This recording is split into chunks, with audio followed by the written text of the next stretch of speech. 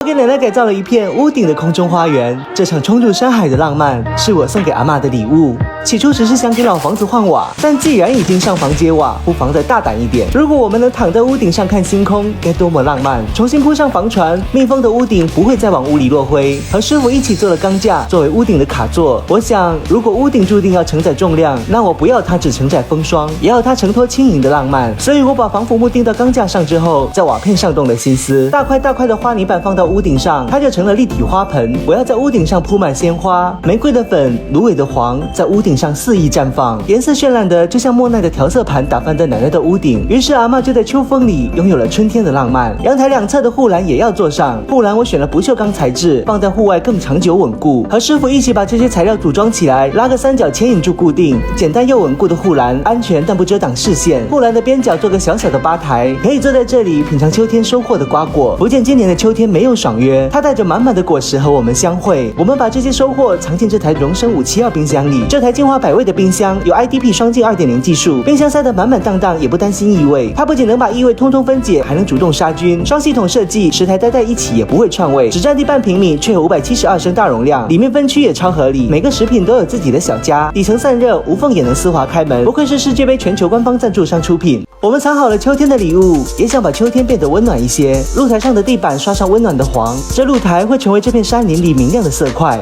然后像小时候第一次拿起笔那样，在地上笨拙又真诚的涂鸦。这满地的小花和祝福，是我送给阿嬷的童话。风来过，会带着花香去远行；云路过，会停下看看这屋顶的彩虹。我们在屋顶唱歌，今天我不唱乡愁，只唱我对阿嬷直抒胸臆的爱。